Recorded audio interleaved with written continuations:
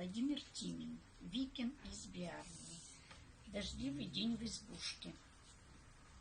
Всю ночь лил дождь, и утром небо было в серых тучах до горизонта. Викинги договорились переждать непогоду и идти дальше, когда разветрится. Ранним утром Яксин спустился к быстрой реке по соседству ловить хариусов. По крутой тропинке за ним последовал и Бьярма. В светлой воде был виден каждый камешек. В перегонки, словно играя, торопились мелкие волны. Морость совсем не раздражала. Бьярма только тут по-настоящему разглядел проводника.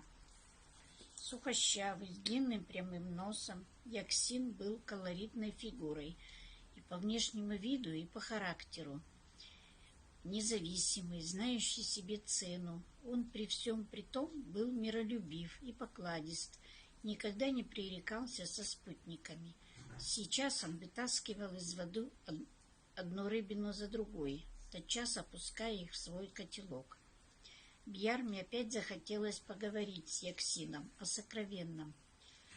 «Скоро уже котелок твой наполнится. На уху ловишь, Яксин?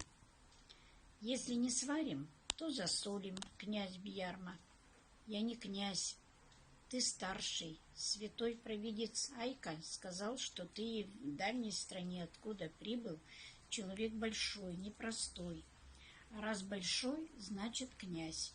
У вас это иначе называется, но я забыл как. Младший конунг?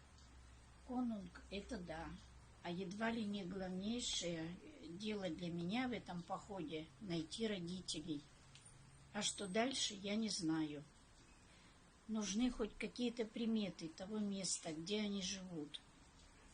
От молельни богини Зарань до них, может, будет менее дня пешего хода. А где хоть примерно та молельня? Не знаю, но сердцем чую, не так далеко.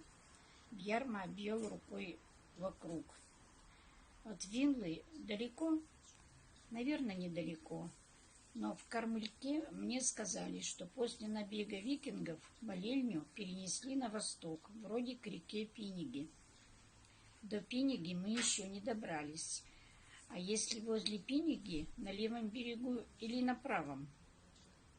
Молельню многие ищут. Старец, прибывший оттуда, означил место очень смутно, между двумя Пинигами.